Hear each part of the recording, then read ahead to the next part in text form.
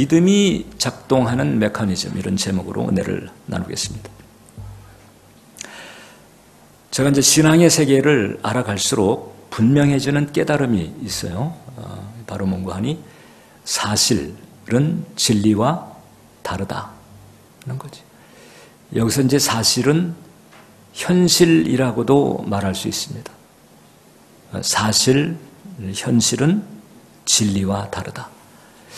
그리고 진리라고 하는 것은 제대로 작동을 하면 그 사실 혹은 현실의 정체를 밝히고 사실 혹은 그 현실을 변화시킬 수 있다는 거지. 우리는 이제 상식적인 차원에서 통상 이 사실과 관련해서는 이 거짓, 요 대결 구도에 익숙합니다. 그래서 이제 우리가 팩트 체크라고 하는 걸 하잖아요. 뭐 가짜 뉴스, 진짜 뉴스 이런 식의 사실이냐, 사실이 아니냐, 이제 이런 대결 구도에 익숙하고 거기에 머뭅니다. 그런데 우리 그리스도인들, 하나님을 따르는 우리 그리스도인들에게는 좀 더 근본적인 구도가 있다는 거죠. 그것이 바로 뭔가 하니 사실과 진리의 대결 구도가 있다는 거죠. 거짓과 진실만이 아니고 이 진실임에도 불구하고 진실이 진리 차원에서, 즉 하나님께서 어떻게 보시는가 하는 그런 관점에서 이것이 다를 수가 있다는 거죠. 십자가라고 하는 것은 여러분 그 당시에는 끔찍한 저주의 형틀이었습니다. 예수님 당시에 초대교회 때만 해도 식사 자리에서 십자가를 언급하지 않았습니다. 밥맛 떨어지기 때문에. 그러나 상식적으로 일반적으로는 십자가가 저주였지만은 그러나 진리는 그 십자가가 축복이라고 하잖아요. 이스라엘 백성들이 출애굽했을 때 그들을 가로막았던 홍해, 그 홍해 바다가 이 똑같은 바다였는데 애국 군대에게는 공동묘지가 됐고 이스라엘 백성들에게는 그 신장로가 됐습니다. 이 바다라고 하는 현실이 애굽에게 혹은 이스라엘 백성들에게는 각각 다르게 작용을 했다는 거거든요. 그래서 우리가 이제 상식적으로 나쁜 사실은 나쁜 결과를 얻게 한다. 뭐 당연한 얘기죠. 우리 상식입니다. 그런데 여기에 이제 진리가 개입이 되면 좀 달라져요. 진리가 개입이 되면 나쁜 현실, 나쁜 사실이지만 얼마든지 뒤집어질 수 있다는 거죠. 어떤 경우냐? 그 사실 혹은 현실에 대해서 내가 어떻게 반응하는가에 따라서 나쁜 사실, 험한 현실이라 할지라도 얼마든지 그것이 뒤집어질 수 있다는 거예요. 여기서 반응이 중요한 거죠. 반응에 따라서 나쁜 사실도 좋은 결과를 가져오게 할 수가 있다. 이것이 바로 하나님의 은혜의 품 안에 사는 사람들에게 주어진 특권이죠. 그러면 지금 우리에게 끊임없이 들이닥치는 이런 현실을 놓고 내가 어떻게 반응하는 것이 최선일까? 어떤 반응을 해야 그 나쁜 사실조차도 뒤집어져서 반전을 가져오게 할 수가 있다. 믿음으로 반응하는 것입니다. 믿음으로 반응하는 것.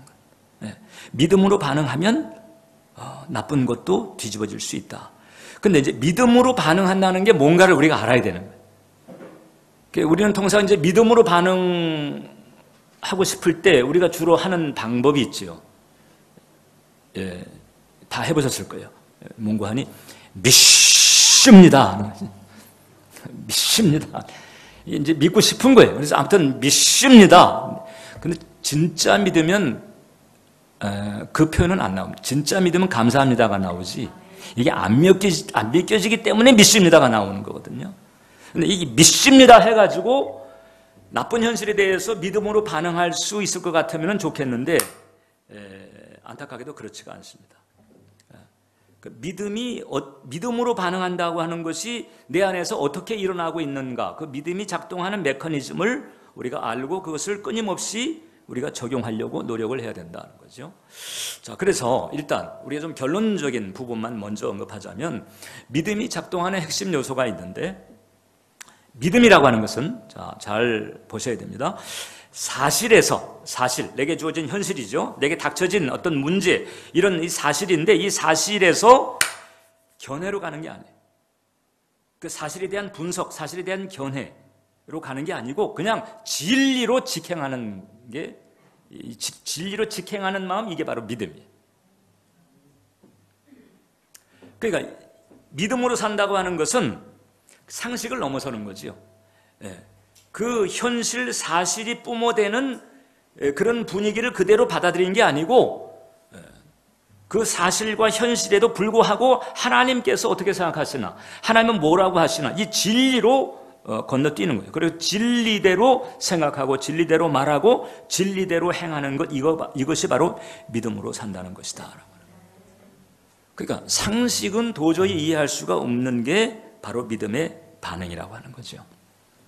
근데 이 다윗이 이 믿음이 작동하는 메커니즘을 우리에게 잘 보여주는 케이스예요. 그러니까 여러분들도 어떤 문제에 닥쳤어요. 다윗은 이제 골리앗이라고 하는 문제가 닥친 거잖아요. 여러분들에게 마치 다윗에게 골리앗이라고 하는 문제가 닥친 것처럼 그와 유사한 절박한 혹은 상당히 어려운 그런 어떤 상황이 닥쳤을 때 이제 어떻게 반응해야 될까? 첫 번째, 우리의 마음이 이렇게 진리로 가는 과정을 다윗이 보여줘요. 다윗은 어떻게 했는가 하니 그 골리앗이라고 하는 도전을 놓고 그 문제를 놓고 다윗은 자기 견해로 빠지지 않았습니다. 곧바로 하나님은 뭐라고 하시는가 쪽으로 직행을 해버렸어요. 자, 골리앗의 도발을 놓고 견해에 빠질 수 있습니다. 큰일 났네. 저 등치 봐, 저 무기 봐, 저 백전노장, 아이고 나는 뭐 이제 깜도 안 되네. 이런 생각을 가질 수 있는 거지요. 사실 그렇게 반응하는 것이 상식적입니다. 거의 대부분의 사람들이 그런 큰 문제를 놓고는 그렇게 반응을 하는 것. 다윗은 그렇지 않았다. 다윗은 문제의 성격이나 문제의 사이즈, 여기에 개의치 않았습니다. 그냥 곧바로 그냥 하나님께서 이 상황에 대해서 뭐라고 하실까? 일로 직행을 했는 거예요. 자기 자아가 말하는 소리에도 귀를 기울이지 않았어요. 다윗은 주변 사람들의 말에도 귀를 기울이지 않았습니다. 단지 하나님께서 뭐라고 하시는지 글로 그냥 퍽 건너뛰어가 버린 거예요. 그래서 요 단계를 실패해버리면 믿음은 물 건너갑니다. 여러분들 교회를 열심히 출석할 수도 있고 예배를 열심히 드릴 수도 있고 봉사를 열심히 할 수도 있고 뭐 신앙의 연조나 직분이 있을 수도 있지만은 아무튼 어떤 상황이 됐든 그 상황에 대해서 그 상황에 대한 나의 견해, 사람들의 생각 이쪽으로 가는 게 아니고 그냥 진리로 곧바로 뛰어 들어가는 이런 직행하는 과정이 성공적이지 못하면 그건 마치 첫 단추를 잘못 꿰는 것과 같아서 역사하는 믿음의 궤도를 타기는 힘들다. 그러니까 이게 참 어떤 문제나 상황을 대하는 첫 순간에서부터 갈라지는 거예요.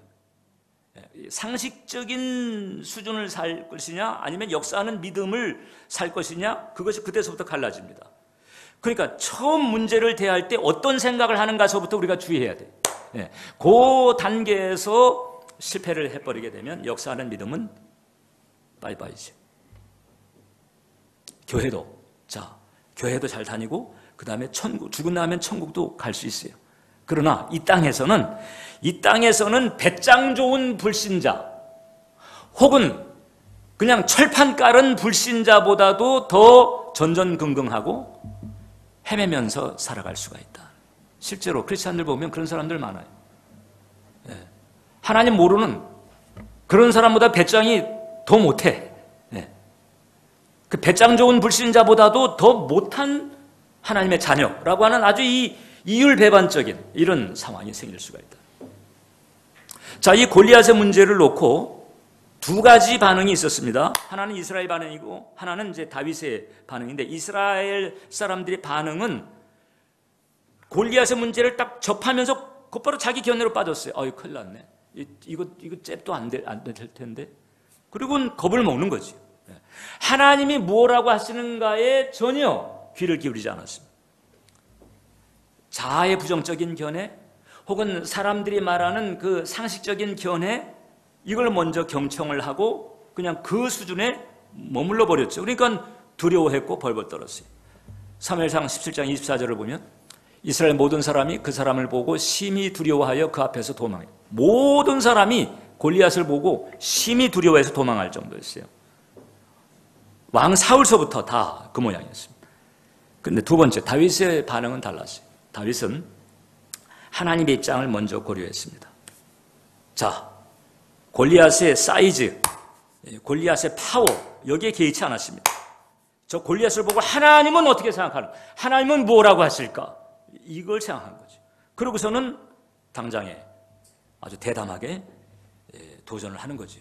26절을 보면 이 할례받지 않은 블레셋 사람이 누구이기에 살아계신 하나님의 군대를 모욕하는, 살아계신 하나님, 살아계신 하나님의 입장에서, 살아계신 하나님의 관점에 쓴 거예요.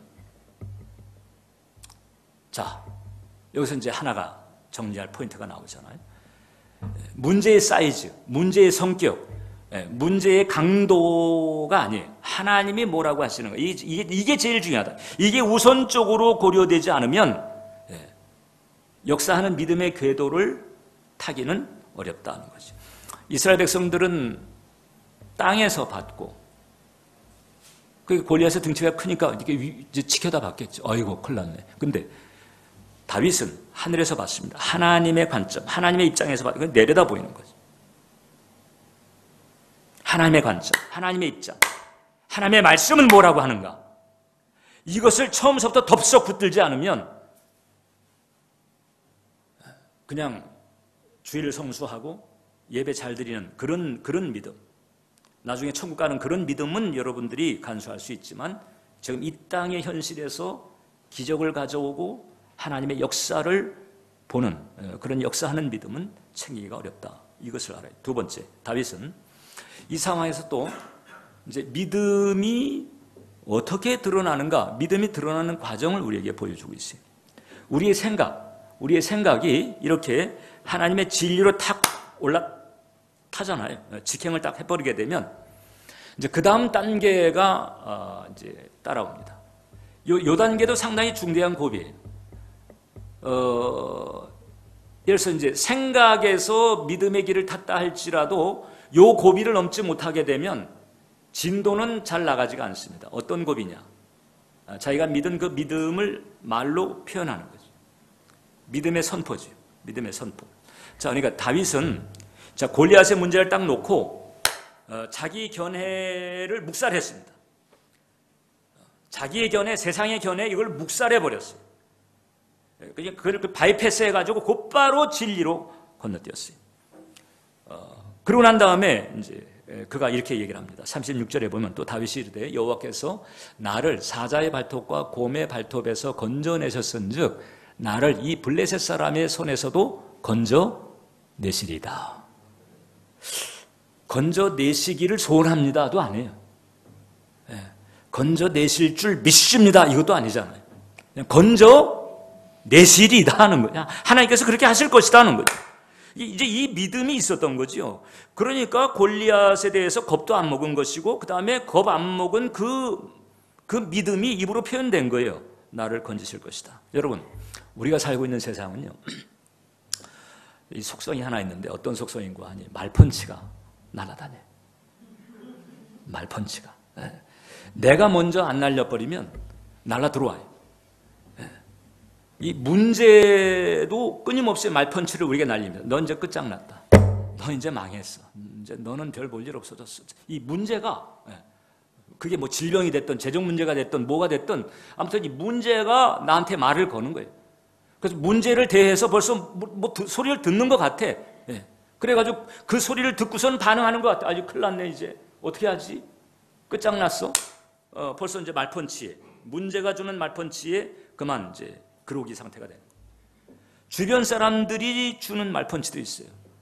아이고 당신 안 됐네. 이런 식이. 아이고 이게 어떻게 해결되겠어 이거?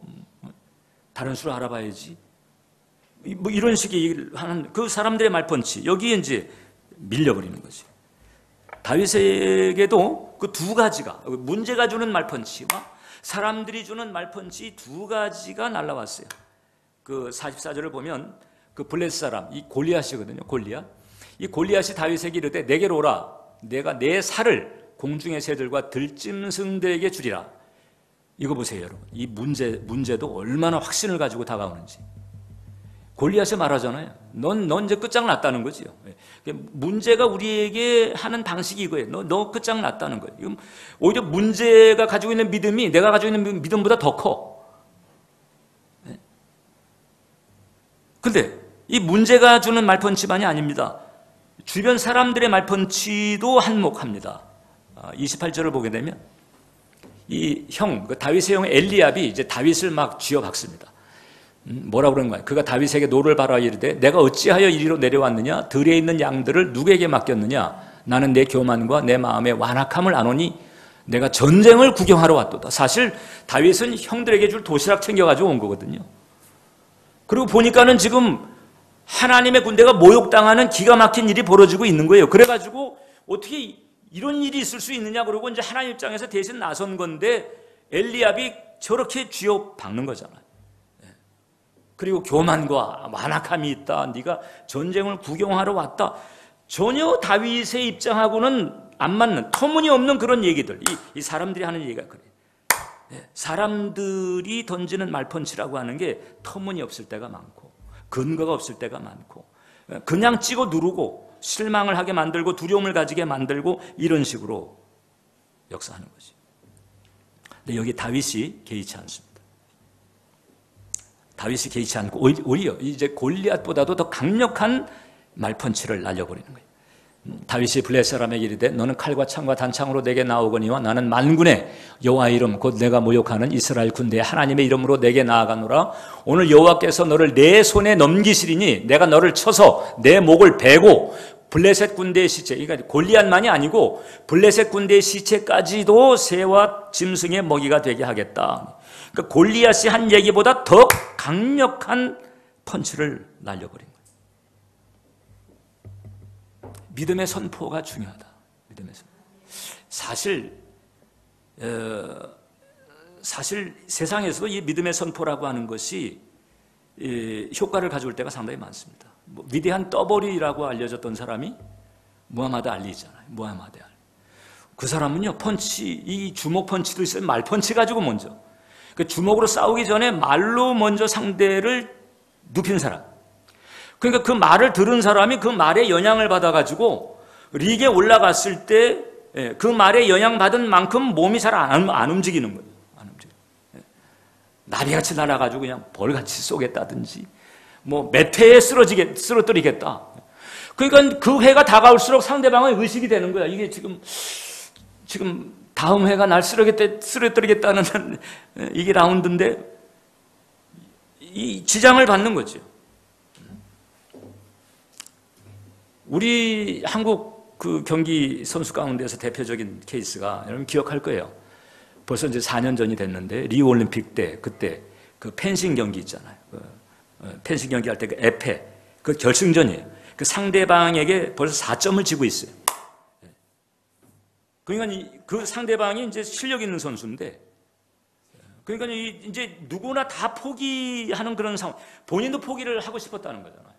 그런데 그래도 끝까지 이 결승전까지 올라올 수 있는 기회가 이게 어디냐? 끝까지 한번 해보자 그래가지고 그 잠시 쉬는 시간에 딱 앉아가지고 그때 입으로 뭘 했는 거 아니? 할 수 있다, 할 수 있다, 할 수 있다, 할 수 있다. 그걸 또 카메라가 클로즈업을 했어. 예. 그러고선 진짜 나가가지고 그 4점을 뒤집어가지고 기적적인 금메달을 따는 거잖아요. 그러니까 이 세상에서, 그러니까 물론 이제 운동선수들은 이제 그런 연습을 합니다. 예를 들어서 이제 게임이 안 풀릴 때, 혹은 상대방에게 밀릴 때, 점수가 뒤져 있을 때, 거기서 더 밀리지 않고 버팅기면서 다시 치고 올라가기 위해서 뭘 해야 되나? 멘탈 트레이닝을 하거든요. 그 멘탈 트레이닝 하는 과정에서 어떤 말을 해야 될까? 이런 부분도 자기 나름대로 챙겨가지고 쓰는 거죠. 그러니까 이 세상에서도 그런 그 믿음의 선포라고 하는 게, 입술로 말하는 것, 이게 이제 그렇게 효과가 있다고 하는 거죠.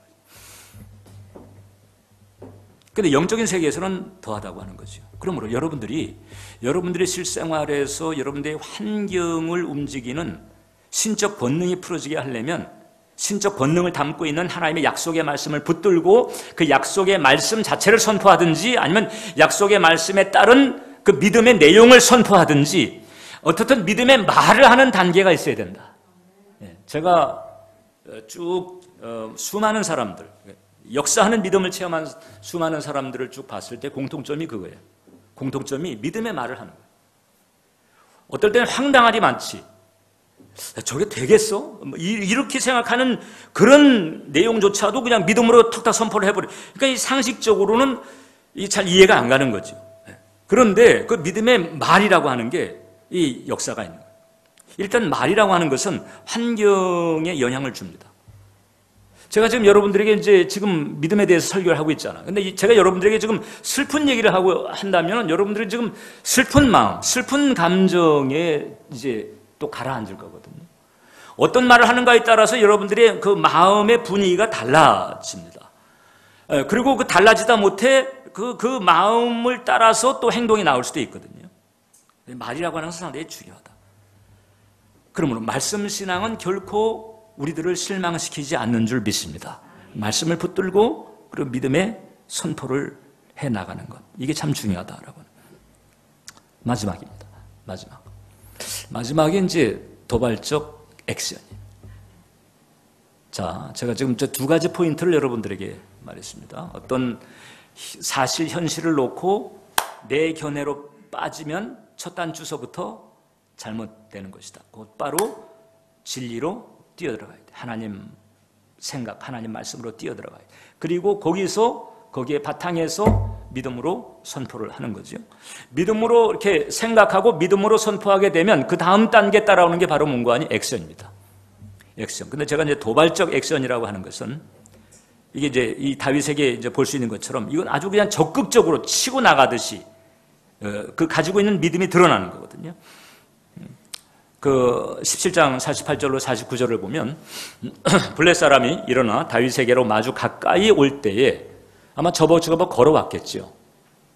근데 다윗은 블레셋 사람을 향하여 빨리 달렸다.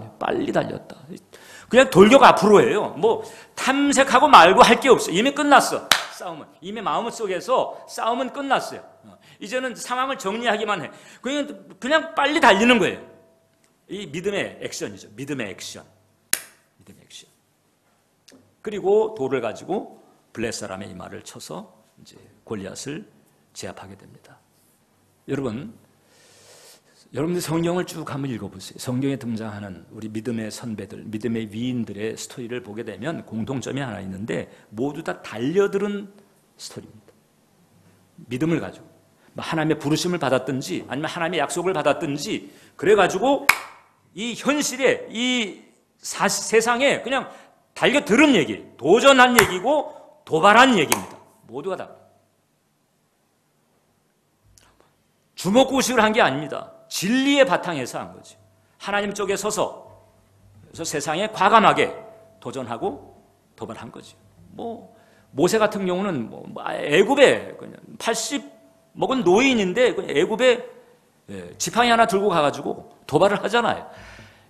하나님의 나라가 이 속에서부터 풀어지기 시작하게 되면 그 정도 일까지 벌어질 수 있다는 거거든요. 이게 바로 이 역사하는 믿음의 축복이라고 하는 거죠. 그래서 우리가 그냥 교회 출석하는 믿음, 예배 잘 드리는 믿음 정도가 아니고 죽어서 천국 가는 믿음, 그 믿음도 귀하지요. 그런데 지금 이 세상에서 천국 가기 믿고 난 다음에 천국 가기까지 사이에 이 세상에서 수많은 문제를 닥치고 수많은 장애물들을 돌파해야 되는데 이 과정에서 역사하는 믿음을 가지고 그 돌파하게 만드시는 기적을 체험하게 만드시는 이 하나님의 은혜를 체험하려면 이런 믿음이 내게 작동하게 해야 된다. 그래서 여기서 제가 제일 추천하고 싶은 방법이 바로 뭔가 하니 주님이라면 어떻게 하실까? 이거예요. 이거. 지금 이제 우리가 요즘 그 영성 수련할 때 이제 그 찰스 쉘던이 지은 예수님이라면 어떻게 하실까라고 하는 책을 우리가 지금 읽고 있어요.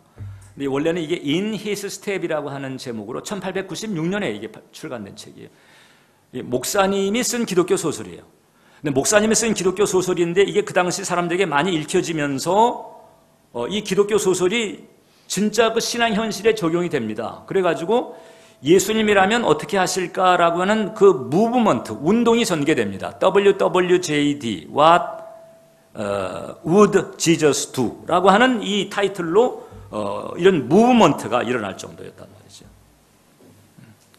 우리가 범사에, 매사에, 모든 상황 속에서 주님이라면 어떻게 생각하실까?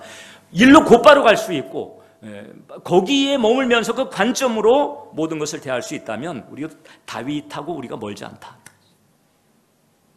할렐루야. 그래서 주님이라면 어떻게 생각하실까? 자, 여러분 생각해 보세요. 예를 들어서 이제 다윗 때 이제 예수님께서 이제 우리처럼 우리가 이제 예수님을 알듯이 다윗이 예수님을 알았다고 생각해 보세요. 그럼 이제 그런 상황에서 골리앗하고 맞닥뜨렸어요. 그럼 이제 다윗의 믿음 같으면은 단박에 이 상황을 놓고 예수님이라면 어떻게 생각하실까 이렇게 갔을 사람이죠. 그때 그럼 생각해 보세요. 예수님이 골리앗을 대놓고 무서워 이렇게 하시겠냐고. 예수님이 가졌을 법한 마음을 가지는 거지. 또 이 상황을 놓고 예수님이라면 어떻게 말씀하셨을까? 그 다윗이 이렇게 생각했을 때 예수님께서 저 덩치는 못 당하니까 네 몸보신이나 해라. 뭐 이렇게 하셨겠어요? 그럼 예수님이 안 하실 것 같은 것은 안 하는 거지. 그리고 그 다음에 예수님께서는 어떻게 행하셨을까? 여기에 초점을 맞춰가지고 그래서 그 흐름을 따라가지고 생각과 행동을 맞춰 나가는 거죠. 예수님이 그 상황에서 골리앗을 맞닥뜨렸다면 그 큰 덩치 때문에 눈도 못 맞추고 그냥 숨을 고만 찾으셨겠어요? 당당하게 대적을 하셨겠죠. 그러니까 우리도 우리의 일상에서 예수님이라면 어떻게 하실까를 바로바로 적용하면서 또 적용한 그대로 실천하려고 애를 쓰는 것이 중요하다. 생계 문제가 닥쳤습니다. 생계 문제. 자, 이럴 때 이제 상식적으로 이게 심각한 생계 문제다 하게 되면 상식적으로 이런 마음을 가지게 되죠. 이러다가 나 망가지면 어떡하나? 언제까지 내가 이런 상황을 감당할 수 있을까? 이런 생각을 가질 수 있거든요. 그 문제에 대한 견해가 그렇게 들어오죠. 그렇게 가버리면 안 된다는 거예요. 여기서 곧바로 이 상황을 놓고 하나님은 이 재정 문제에 대해서, 생계 문제에 대해서는 어떻게 하실까?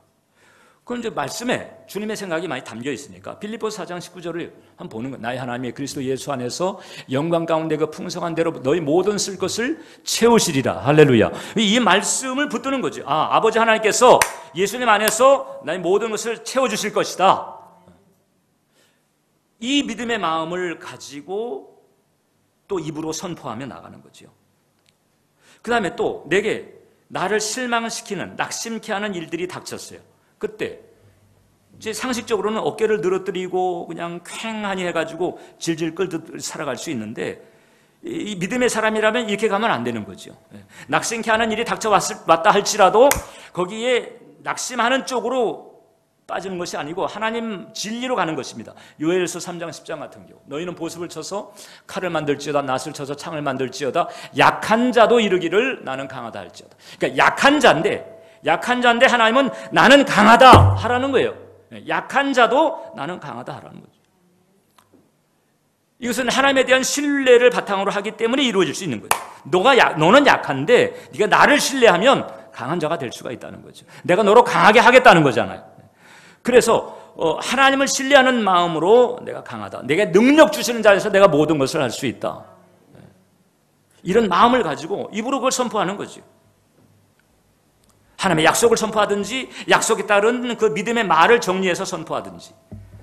지금 이제 코로나 바이러스 상황이 있어요. 이 상황을 놓고 여러 가지 그 참 우울한 보도들, 이 팬데믹, 이런 단어들 듣게 되면 이거 어떡하나. 두려움에 빠질 수 있거든요. 은근한 두려움에 빠질 수 있고, 괜히 목도 칼칼한 것 같고, 기침도, 안 나던 기침도 나는 것 같고, 이거 혹시 이런 마음을 가질 수 있잖아요. 자꾸 그런 자기 견해, 자아의 견해, 상식적인 견해 쪽에 빠지게 되면 역사하는 믿음은 없습니다. 그러니까 교회를 잘 다녀도 걱정하고 다니고, 예배는 드리는데 염려하면서 예배 드리고, 이 수준을 벗어날 수가 없죠. 시편 91편 같은 경우를 붙잡는 지존자의 은밀한 곳에 다 같이 읽을까요? 지존자의 은밀한 곳에 거주하며 전능자의 그늘 아래 사는 자여, 나는 여호와를 향하여 말하기를 그는 나의 피난처요 나의 요새요 내가 의뢰하는 하나님이라 하리니 이는 그가 너를 새사냥꾼의 올무에서와 심한 전염병에서 건지실 것이미로다. 그냥 이 말씀을 외우고 다니는 거지. 그가 나를 새사냥꾼의 올무에서와 심한 전염병에서 건지실 것이미로다. 주는 나의 요새가 되시면 나의 반석이 되십니다. 이 뉴스 같은 걸 듣고 뭐가 툭하니 어둠이 싹 스며들려고 할 때 주는 나의 요새시고 나의 피난처가 되십니다. 이렇게 한마디만 딱 해도요, 벌써 내 안에 영적인 흐름이 달라지게 되는 거예요. 여러분, 주님은 저와 여러분들이 진짜 주님을 따랐는지 상식을 따랐는지 다 아시고 계세요. 내가 믿음으로 하지 않았다. 믿음으로 하지 않은 것은 다 주님하고 상관이 없어요. 믿음으로 하지 않은 것은 다 상식으로 한 거거든요. 이 상식은 이 죄에 물든 이 세상 시스템입니다. 그러니까 믿음으로 하지 않았다면 사실상 주님을 따르지 않은 것이고, 주님을 따르지 않은 상태는 영적으로 볼 때는 이게 뭐 살인 강도와는 조금 경중이 다르겠지만 역시 죄된 상태예요. 그래서 로마서 14장 23절을 보게 되면 믿음을 따라 하지 아니하는 것은 다 죄다. 하나님을 신뢰하는 마음. 그래서 우리는 끊임없이 말씀에 바탕한 생각, 말씀에 바탕한 말, 말씀에 바탕한 행동, 이렇게 가야 됩니다. 이게 바로 역사하는 믿음의 궤도인 줄 믿으시길 바랍니다. 우리가 이렇게 갈 때 전혀 내 마음속에 아무런 미동도 없고 어떤 의구심도 없이 그냥 100% 충만하게 갈 수 있는 그런 사람은 거의 없어요. 우리가 이제까지 뭐 성경이라든지 혹은 이 기독교회사의 믿음의 대단한 위인으로 존경하는 분들도 보면요, 그 이면에서는 다 심리적인 갈등과 고충을 다 겪고 있는 거죠. 그 겪는데 그들과 우리의 차이점은 아니, 꼭 우리들이라고 말할 수는 없지. 예, 그들과 그렇지 않은 사람들의 차이점은 뭔지 아세요? 예, 그분들은 그런 심리적인 고충이나 갈등이 있어도 그것을 넘어섰다는 것이고, 하나님에 대한 신뢰로 그것을 넘어섰다는 것이고, 그렇지 않은 사람들은 그 고충과 갈등에 질질 끌려 다니기만 했다는 거거든요. 예를 들어서 이분 얘기하고 마치겠습니다. 본회퍼, 디트리 본회퍼, 저분은 이제 독일의 천재적인 신학자예요. 그리고 적어도 20세기, 20세기에 들어서 가지고 제자도를 산다. 예수 그리스도의 제자도를 산다는 게 무엇인지를 독일적인 환경에서 가장 뚜렷하게 보여준 분이죠. 그래서 지금도 그렇게 존경을 받는 거예요. 천재적인 신학자였는데 나치가 집권을 하면서 히틀러가 광분하게 되니까 미국에 있다가 독일로 돌아옵니다. 사람들이 말렸어요. 아니 지금 돌아가면 저 가만 안 놔둘 텐데 당신. 그랬더니 그래 난 돌아가야 된다.